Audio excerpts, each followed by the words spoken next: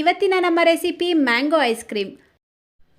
ನಾನಿವತ್ತು ನಿಮಗೆ ಎಲ್ಲ ಮನೆಯಲ್ಲೇ ಸಿಗುವಂಥ ಪದಾರ್ಥಗಳನ್ನು ಉಪಯೋಗಿಸಿ ತುಂಬ ಟೇಸ್ಟಿಯಾಗಿರುವಂಥ ಈ ಮಾವಿನ ಹಣ್ಣಿನ ಐಸ್ ಕ್ರೀಮ್ ಮಾಡೋದನ್ನು ತಿಳಿಸ್ಕೊಡ್ತಾ ಇದ್ದೀನಿ. ಬನ್ನಿ ಮಾಡೋದು ಯಾವ ರೀತಿ ಅಂತ ನೋಡೋಣ.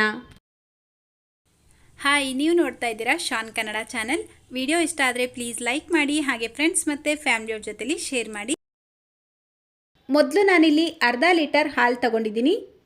ಇದಕ್ಕೆ 1/4 ಕಪ್ ಸಕ್ಕರೆ ಸೇರಿಸ್ಕೊಳ್ಬೇಕು. ಮಾವಿನ ಹಣ್ಣು ತುಂಬ ಸ್ವೀಟ್ ಇದ್ದರೆ ಸಕ್ಕರೆ ಸ್ವಲ್ಪ ಕಡಿಮೆ ಹಾಕ್ಕೊಳ್ಬೇಕು. ನಂತರ ಇದಕ್ಕೆ 3 table spoon milk powder, 1 table spoon cornflour ಹಾಕ್ಕೊಳ್ಬೇಕು. ಮಿಲ್ಕ್ ಪೌಡರ್ ಎಲ್ಲ ಅಂಗಡಿಗಳಲ್ಲೂ ನಿಮಗೆ ಈಸಿಯಾಗಿ ಸಿಗುತ್ತೆ, 10 ರೂಪೀಸ್ ಪ್ಯಾಕೆಟ್ ಕೂಡ ಸಿಗುತ್ತೆ. ನೋಡಿ, ಈ ರೀತಿ ಒಂದು ವಿಸ್ಕರ್ ತೊಗೊಂಡು ಸ್ವಲ್ಪನೂ ಗಂಟು ಇಲ್ಲದೆ ಇರೋ ರೀತಿ ಇದನ್ನು ಚೆನ್ನಾಗಿ ಮಿಕ್ಸ್ ಮಾಡ್ಕೊಳ್ಬೇಕು. ನೋಡಿ, ಈ ರೀತಿ ಮಿಕ್ಸ್ ಮಾಡಿಬಿಟ್ಟು ಈ ಪಾತ್ರೆನ ಗ್ಯಾಸ್ ಸ್ಟವ್ ಮೇಲೆ ಇಟ್ಟು ಮೀಡಿಯಮ್ ಫ್ಲೇಮಲ್ಲೇ ಮಿಕ್ಸ್ ಮಾಡ್ಕೊಳ್ತಾ 7 ರಿಂದ 8 ನಿಮಿಷ ಇದನ್ನು ಕುದಿಸ್ಕೊಳ್ಬೇಕು. ಲೋ ಟು ಮೀಡಿಯಮ್ ಫ್ಲೇಮಲ್ಲೇ ಚೆನ್ನಾಗಿ ಕುದಿಸ್ಕೊಳ್ಳಿ, ಅಂದರೆ ಇದರ ಕನ್ಸಿಸ್ಟೆನ್ಸಿ ಸ್ವಲ್ಪ ಗಟ್ಟಿಯಾಗಬೇಕು, ಅಲ್ಲಿವರೆಗೂ ಇದನ್ನು ಕುದಿಸ್ಕೊಳ್ಬೇಕು. ನೋಡಿ, ಈಗ ಸ್ವಲ್ಪ ಗಟ್ಟಿಯಾಗಿದೆ ಅಲ್ವಾ? ಈ ಕನ್ಸಿಸ್ಟೆನ್ಸಿ ಇರಬೇಕಾದ್ರೇ ಗ್ಯಾಸ್ ಫ್ಲೇಮ್ನ ಆಫ್ ಮಾಡಿಬಿಟ್ಟು ಇದನ್ನು ಪೂರ್ತಿಯಾಗಿ ತಣ್ಣಗಾಗೋದಕ್ಕೆ ಬಿಡಬೇಕು. ನೋಡಿ, ಕರೆಕ್ಟಾಗಿ ಒಂದು 10 to 15 ಮಿನಿಟ್ಸ್ಗೆ ಇದು ಪೂರ್ತಿಯಾಗಿ ತಣ್ಣಗಾಗಿರುತ್ತೆ. ಈ ರೀತಿ ತಣ್ಣಗಾದ್ಮೇಲೆ ಇದನ್ನು ಸೈಡಿಗೆ ತೆಗೆದಿಟ್ಬಿಟ್ಟು ಒಂದು ದೊಡ್ಡ ಸೈಜ್ ಮಾವಿನ ಹಣ್ಣನ್ನು ಸಿಪ್ಪೆ ತೆಗೆದುಬಿಟ್ಟು ಈ ರೀತಿ ಚಿಕ್ಕ ಚಿಕ್ಕ ಪೀಸಾಗಿ ಕಟ್ ಮಾಡಿ ಒಂದು ಮಿಕ್ಸರ್ ಜಾರ್ಗೆ ಹಾಕ್ಕೊಳ್ತಾ ಇದ್ದೀನಿ. ಇದರ ಜೊತೆಗೇ ಇದಕ್ಕೆ 4 ರಿಂದ 5 ಟೇಬಲ್ ಸ್ಪೂನ್ ಹಾಲಿನ ಕೆನೆ ಸೇರಿಸ್ಕೊಳ್ತಾ ಇದ್ದೀನಿ. ಅಂದರೆ ಹಾಲು ಕಾಯಿಸಿದ ಮೇಲೆ ಪೂರ್ತಿ ತಣ್ಣಗಾಗಿದ ನಂತರ ಅದರ ಮೇಲ್ಗಡೆ ಒಂದು ಲೇಯರ್ ಫಾರ್ಮ್ ಆಗಿರುತ್ತಲ್ವ, ಆ ಕೆನೆನ ಕಲೆಕ್ಟ್ ಮಾಡಿಕೊಂಡು ಹಾಕ್ಕೊಳ್ಬೇಕು. ಇದು ಹಾಕಿದ ನಂತರ ಒಂದ್ಸಲ ಇದನ್ನು ಬ್ಲೆಂಡ್ ಮಾಡಿಕೊಂಡು ನಾವು ಆಲ್ರೆಡಿ ಕುದಿಸಿ ತಣ್ಣಗೆ ಮಾಡಿ ಇಟ್ಕೊಂಡಿರುವಂಥ ಹಾಲಿನ ಮಿಶ್ರಣ ಹಾಕ್ಬಿಟ್ಟು ಮತ್ತೆ ಒಂದ್ಸಲ ಚೆನ್ನಾಗಿ ಬ್ಲೆಂಡ್ ಮಾಡ್ಕೊಳ್ಳಿ.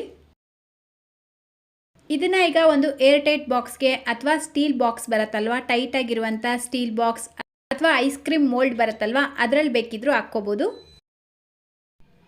ನೋಡಿ, ಈ ರೀತಿ ಫಿಲ್ ಮಾಡಿಕೊಂಡು ಒಂದ್ಸಲ ನಿಧಾನಕ್ಕೆ ಟ್ಯಾಪ್ ಮಾಡಿಕೊಂಡು ಇದರ ಮೇಲ್ಗಡೆ ಈ ರೀತಿ ಒಂದು ಸ್ಪಾಯಿಲ್ ಪೇಪರಿಂದ ಪೂರ್ತಿಯಾಗಿ ಕವರ್ ಮಾಡಿಬಿಟ್ಟು ನಂತರ ಲಿಡ್ ಕ್ಲೋಸ್ ಮಾಡಿ 8 ಗಂಟೆಗಳ ಕಾಲ ಫ್ರೀಸರಲ್ಲಿ ಇಡಬೇಕು.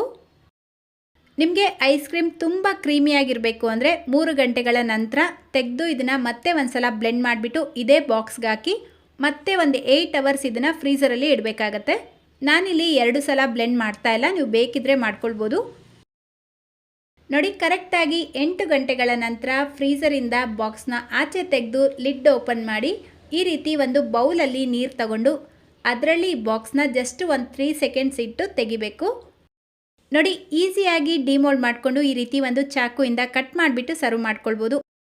ಅಥವಾ ನಿಮ್ಮ ಮನೇಲಿ ರೌಂಡಾಗಿರುವಂಥ ಸೌಟ್ ಇರುತ್ತಲ್ವ, ಅದನ್ನು ಉಪಯೋಗಿಸಿ ಬೇಕಿದ್ರೂ ನೀವು ತೆಗಿಬೋದು. ಅಷ್ಟೇ, ಈಗ ಎಮ್ಮಿ ಆ್ಯಂಡ್ ಟೇಸ್ಟಿಯಾಗಿರುವಂಥ ಮ್ಯಾಂಗೋ ಐಸ್ ಕ್ರೀಮ್ ರೆಡಿಯಾಗಿದೆ.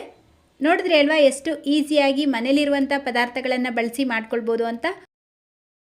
ಸೊ ಇವತ್ತಿನ ಈ ವಿಡಿಯೋ ನಿಮ್ಗೆ ಇಷ್ಟ ಆಗಿದ್ರೆ ಪ್ಲೀಸ್ ಲೈಕ್ ಮತ್ತು ಶೇರ್ ಮಾಡೋದನ್ನು ಮರಿಬೇಡಿ ಅಂತ ಹೇಳ್ತಾ, ಇದೇ ರೀತಿ ಮತ್ತೊಂದು ರೆಸಿಪಿಯೊಂದಿಗೆ ಸಿಗೋಣ. Thank you.